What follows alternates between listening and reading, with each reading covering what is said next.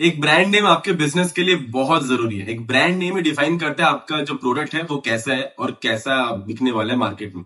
एक brand name आपके पूरे कंपनी को डिफाइन करता है, आपके पूरे सारे एम्प्लॉयज को डिफाइन करता है, आपके वर्किंग स्टाइल को डिफाइन करता है। और अगर आपको एक बिजनेस या फिर स्टार्टअप करने वाले हो तो सबसे पहला चीज जो है आपका ब्रांड नेम वो स्ट्रांग होना चाहिए। वो एक मैसेज पहुंचाना चाहिए पूरे सोसाइटी में कि आपका जो ब्रांड है वो ये चीज सेल करता है। अभी कुछ चेकलिस्ट मैंने बनाया है जिसके थ्रू से आप पूरे पॉइंट को क्लियर हो जाओगे और आप अपने हिसाब से एक बढ़िया ब्रांड नेम सिलेक्ट कर सकते हो। वो चेकलिस्ट मैं इस वीडियो के एंड तक बताऊंगा। अगर आप उसको फॉलो करके अपने ब्रांड का नाम रखते हो तो आई एम श्योर आपको कोई परेशानी नहीं होगी, क्योंकि अगर आप एक बार कोई ब्रांड लॉन्च करते हो किसी नाम के साथ तो आगे चल के अगर आप उसको चेंज करते हो तो कस्टमर बेस के अंदर बहुत ट्रस्ट का इश्यू हो जाता है। तो जो चीज हमें बहुत पहले करना चाहिए वो हम पहले ही करेंगे, उसके बाद ब्रांड लॉन्च करेंगे, उसके बाद सेलिंग स्टार्ट करेंगे। नमस्कार, मेरा नाम है आसिफ और आप देख रहे हैं ग्रो विद टाइप ऑफ। चलिए इस वीडियो को शुरू करते हैं। सबसे पहला चीज है ट्रेंडिंग नेम्स। अगर आप सोच रहे हो कि कोई एक चीज मार्केट में ट्रेंड चल रहा है, अभी बहुत ज्यादा रील्स के वजह से बहुत चीजें ट्रेंडिंग में जा रही है, फॉर एग्जाम्पल की काचा बादाम को जो आपने गाना सुना होगा, अगर उस नाम से आप कोई ब्रांड लॉन्च करते हो kachaBadam.com, तो वो एक हद तक चलेगा, एक टाइम ड्यूरेशन तक चलेगा। जैसे ही उसका ट्रेंड खत्म हो जाएगा उसके बाद लोग आपके कंपनी या फिर आपके ब्रांड नेम को भी भूलना शुरू कर देंगे। तो हमेशा वो नाम सिलेक्ट करिए जो बस ट्रेंडिंग ना हो, एक प्रॉपर आपके ब्रांड को डिफाइन करता हो। साइंटिफिकली भी प्रूवन है कि अगर आप इस प्रोसेस को फॉलो करके कोई ब्रांड का नाम रखते हो तो मार्केट में बहुत दिन वो लास्ट करेगा और जो आपके बायर हैं उनके दिमाग में भी वो नाम बहुत जल्दी हिट करेगा और बहुत लॉन्ग टर्म तक वो रहेगा जब तक आपका क्वालिटी प्रोडक्ट का खराब नहीं होता है। फॉर एग्जाम्पल अगर लेके चलो TikTok, Kit Kat, Coca Cola, आप नोटिस करोगे पहला और आखिरी का जो शब्द है वो मैच करता है। तो अगर आप कोई ब्रांड लॉन्च करते हो और आपके दिमाग में भी कुछ ऐसा नाम है तो आप इसको रख सकते हो, क्योंकि ये साइंटिफिकली प्रूवन है, इसमें कोई रिस्क नहीं है। जैसे कि मैंने एग्जांपल दिया TikTok, Kit Kat, Coca Cola, ये जितने भी नाम्स आपको सुनने में जितने इंटरेस्टिंग लग रहे हैं प्रोडक्ट भी उनके हिसाब से सिमिलर है। तो अगर आप ऐसा कोई फॉर्मेट पे अपना नाम रखना चाहते हो तो आप रख सकते हो इजीली, वो मार्केट में आपका हिट करेगा फॉर श्योर। तीसरा है प्रोडक्ट बेस्ड नेम। आपका जो प्रोडक्ट है आपके नाम को वो डिफाइन करना चाहिए। जैसे मैं बार बार वो चीज बोल रहा हूँ तो ये बहुत जरूरी पॉइंट है एक्चुअली। जैसे कि फॉर एग्जाम्पल बोलो शॉप्सी, फेसबुक, टेस्ला, वो उनके नाम के हिसाब से उनका प्रोडक्ट भी मैच करता है। पहले अगर बोलो शॉप्सी तो आपको पता होगा शॉप्सी एक शॉपिंग साइट है, तो वो नाम से पता चलता है कि शॉप्सी। फेसबुक, तो उससे वही लग रहा है कि आप अपने फेस को अपने किताब के हिसाब से पूरा डिस्प्ले करो डिस्प्ले में, तो उसको बोलते हैं फेसबुक। अभी आएंगे टेस्ला पे, जो उनके फाउंडर है इलोन मस्क, उन्होंने टेस्ला ही क्यों रखा? निकोला टेस्ला के नाम से उन्होंने ये ब्रांड रखा है और वो ईवी का कार बनाते हैं। तो वो जिसको आइडल मान के जिनका नाम उन्होंने अपने ब्रांड का रखा है, वो काम भी वो प्रोडक्ट भी वही सेल कर रहे हैं। तो उससे क्या हो रहा है ना, दोनों चीज मैच कर रहे हैं, प्रोडक्ट और नाम दोनों चीज मैच कर रहे हैं, जिसकी वजह से क्या है ना, उनका टेस्ला का सेलिंग आप सबको पता है कि बहुत ज्यादा ग्रो कर रहा है। तो वो जो ब्रांड नेम है वो आपके प्रोडक्ट के साथ अगर मैच करता होगा तो आपका आधा एडवर्टाइजमेंट वहीं पे खत्म हो जाता है, क्योंकि अगर एक कोई कस्टमर एक बार वो नाम को सुनता है तो बहुत दिनों तक उस नाम को याद रखता है। तो प्रोडक्ट बेस्ड नेम जो है वो बहुत ज्यादा इंपॉर्टेंट है एक ब्रांड नेम रखने के लिए। एंड उसके बाद है emotion name. Emotion name, for example मैं अपना ब्रांड जो है वो उड़ीसा पे लॉन्च करूंगा या फिर बंगाल पे लॉन्च करूंगा, वेस्ट बंगाल पे, तो मुझे वो नाम वैसा ही सिलेक्ट करना है जो उनके रीजन के हिसाब से या फिर स्टेट के लैंग्वेज के हिसाब से हो। फॉर एग्जाम्पल अगर मैं उड़ीसा में कोई ब्रांड लॉन्च कर रहा हूँ तो मैं कोई ऐसा ब्रांड नेम रखूंगा जो ओडिया से सिमिलर होगा। तो उससे क्या होगा ना, जो आपके कस्टमर्स होंगे, जो आपके बायर्स होंगे, उनके दिमाग में वो चीज आ जाएगा, उनके इमोशन के हिसाब से वो मैच करेगा। तो वो जो नाम होगा वो बहुत दिनों तक उनके दिमाग में रह जाएगा। अभी अगर मैं फॉर एग्जाम्पल वेस्ट बंगाल में कोई ब्रांड लॉन्च कर रहा हूँ तो मुझे वो ब्रांड नेम वैसा ही रखना है जो बंगाली के हिसाब से थोड़ा सा वाइब आ रहा हो। तो उससे क्या होगा ना, मैं उस मार्केट में हिट कर सकता हूँ बहुत जल्दी। और अगर मैं पूरा ग्लोबली लॉन्च कर रहा हूँ अपने ब्रांड को तो मुझे उस हिसाब से सोचना पड़ेगा। जैसे कि आप एग्जाम्पल ले सकते हो बेवकूफ.com, वो पूरे इंडिया में अपना टी शर्ट, अपना ब्रांड जो है वो लॉन्च किए। उसके नाम से पता चलता है कि वो बहुत ही ज्यादा मतलब ट्रेंडिंग चीजें बेचते रहते हैं।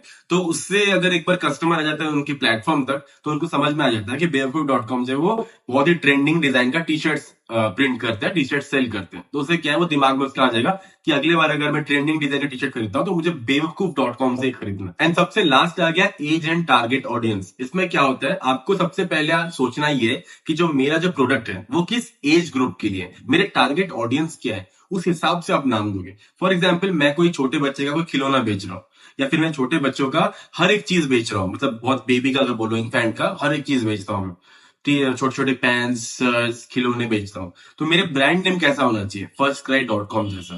फर्स्ट क्राई.com छोटे बच्चों का सामान बेचता है तभी उसका नाम है firstcry.com। उससे क्या है, वो टारगेट ऑडियंस को पूरे तरीके से एज ग्रुप को टारगेट कर रहा है कि मेरा मेरा जो प्रोडक्ट है वो इस टारगेट या फिर इस एज ग्रुप के लिए बना है। जैसे कि मैंने अभी एग्जांपल दिया था आपको बेवकूफ.com का, तो उसने टारगेट कर लिया कि मेरे जो टारगेट ऑडियंस है वो यंगस्टर्स हैं। तो मैं अगर ट्रेंडिंग टी शर्ट बेच रहा हूं तो नाम भी मेरा वैसा ही होना चाहिए ताकि मैं अपने यंगस्टर टारगेट बेस को, टारगेट ऑडियंस को पूरी तरीके से कैप्चर कर पाऊं। अभी फॉर एग्जाम्पल मैं कोई बहुत ही फॉर्मल शर्ट, फॉर्मल जीन्स या फॉर्मल पैंट बना रहा हूँ और मैंने उसका नाम रख दिया बेवकूफ। तो जो मेरे एज ग्रुप है वो फॉर्मल वाले हैं, जो 40, जो 50 या 35 40 है, तो उनको ये नाम जचेगा नहीं, वो भूल जाएंगे, उनको लगेगा कि हाँ छोड़ो, छोटा मोटा कोई ब्रांड। लेकिन वहीं अगर वो same formal pant, formal shirt में लॉन्च कर रहा हूँ लिवाइस के नाम से या एलन सोली के नाम से या लुइस फिलिप के नाम से, तो जो मेरे टारगेट ऑडियंस है 35 से 40, 45 से 50, जो मेरा टारगेट ऑडियंस है वो एज ग्रुप को मैं कंप्लीट कर रहा हूँ, कैप्चर कर रहा हूँ। तो उस हिसाब से मेरा जो एलन सोली या लिवाइस या लुइस फिलिप का नाम है वो परफेक्ट जच रहा है उस ब्रांड के लिए। जो मेरे टारगेट ऑडियंस है उनके दिमाग में घुस जाएगा ये ब्रांड का नाम। लेकिन अगर मैं वही जगह सेम चीज को बेवकूफ के नाम से बेचूं तो वो हमें बेवकूफ समझ जाएंगे और हमारे कस्टमर बनने से ही वो नाराज हो जाएंगे, वो खरीदेंगे ही नहीं हमारे ब्रांड से। तो आपको हमेशा कंप्लीट करना है, आपको हमेशा देखना है कि आपका जो प्रोडक्ट आपने बनाया है वो आपका एज ग्रुप कहाँ पे टारगेट कर रहे हो, आपका टारगेट ऑडियंस क्या है। अभी आ गया स्लोगन बेस्ड नेम्स। अगर आप कोई नाम ढूंढ रहे हो तो आपका स्लोगन भी उतना परफेक्ट होना चाहिए ताकि वो ब्रांड के साथ साथ आपका स्लोगन भी कस्टमर्स की याद रहे। दोनों में से कोई एक भी याद रहे तो आपका ब्रांड हिट कर गया मार्केट। फॉर एग्जाम्पल, जैसे मैं बार बार एग्जाम्पल ले रहा हूँ firstcry.com का, उनका स्लोगन है बिग स्टोर फॉर मम्मी। तो उनको पता है कि मम्मी के लिए बिग स्टोर है, तो मम्मी कौन बोलता है, किड्स बोलते हैं, बच्चे बोलते हैं, तो ये बच्चों का ब्रांड हो गया। जैसे कि मैं अगर फॉर एग्जाम्पल बोलो अभी एप्पल का ब्रांड लेता हूँ तो उनका स्लोगन है थिंक डिफरेंट। तो प्रोडक्ट भी वैसे बनाते हैं बहुत ही ज्यादा डिफरेंट। तो यहां से क्या होता है ना, स्लोगन के साथ साथ उनके ब्रांड को भी बहुत ज्यादा अच्छा फेस मिलता है, ब्रांड वैल्यू मिलता है पूरे मार्केट में। तो अगर आप कोई भी एक ब्रांड लॉन्च करते हो तो आप अपने जो स्लोगन को बहुत ज्यादा स्ट्रांग बनाओ, जिससे क्या होगा, आपके ब्रांड को बहुत ज्यादा पुश मिलेगा आपके स्लोगन की वजह से। अभी मैं आपको वीडियो के एंड में 3 प्रो टिप बताऊंगा जो आपके लिए बहुत जरूरी है। फॉर एग्जाम्पल, आप बोलते हो कि भैया मुझे इतने चेकलिस्ट से नहीं गुजरना है, बहुत ज्यादा कंफ्यूजन हो रहा है, मुझे कुछ ऐसा एआई वेबसाइट बता दो जिससे मैं अपना इनपुट डालूं और अपना सजेशन वो बता दे कि ये नाम आपके ब्रांड के लिए सही होगा। तो उस वेबसाइट का नाम है namelix.com। स्क्रीनशॉट आपको स्क्रीन में दिख रहा होगा। आप सिंपली उस वेबसाइट पे जाओगे, अपने हिसाब से ब्रांड को डिस्क्राइब कर दोगे, एआई जो है आपके लिए ब्रांड नेम्स ढूंढ के दे देगा, बहुत सारे नाम। उनमें से आप सिलेक्ट कर सकते हो जो आपको अच्छा लगेगा, उनमें से आप अलग से उसको सिलेक्ट करके रख लोगे। उसके बाद जो बहुत ज्यादा जरूरी चीज है, आपको उस नाम का देखना है ट्रेडमार्क। वो ब्रांड जो नाम है वो कोई और कंपनी या फिर कोई और तो उसको ओन नहीं कर रहा उस नाम को, क्योंकि अगर आप उस नाम से उसको लॉन्च करते हो तो बाद में आपको ट्रेडमार्क के केस में आपको बहुत ज्यादा प्रॉब्लम भी हो सकता है। तो आपको चेक करना है कि उस नाम को किसी और ने खरीदा है कि नहीं। ये भी चेक करना बहुत ज्यादा इजी है। एक गवर्नमेंट वेबसाइट है, आपको सिंपली जाके गूगल पे सर्च करना है ipindiaonline.gov.in। यहाँ पे जाके आप सिंपली वो नाम डाल के भी चेक कर सकते हो कि इसके नाम का कोई ट्रेडमार्क किसी ने लिया है या नहीं। तो इससे आप कंफर्म हो जाओगे कि जो ब्रांड नेम आपने सिलेक्ट किया है वो आपका पूरा सेफ है, आप उसको आराम से खरीद सकते हो। उसके बाद जो लास्ट जो प्रो टिप बता रहा हूँ वो बहुत ज्यादा जरूरी है। अभी आपने कोई ब्रांड लॉन्च किया है, आप किसी का डोमेन नेम देख रहे हो, आप कोई डोमेन सर्चर पे जाके सर्च कर रहे हो कि वो डोमेन नेम अवेलेबल है, लेकिन क्या वो नाम सारे सोशल मीडिया प्लेटफॉर्म्स पे अवेलेबल है या नहीं, या फिर कोई अगर और ओन कर रहा होगा। फॉर एग्जाम्पल, कोई ऐसे बहुत सारे इंस्टाग्राम पेजेस हैं जिन्होंने अपना टी शर्ट का ब्रांड ओपन कर दिया लेकिन अभी तक उन्होंने वेबसाइट लॉन्च नहीं किया है।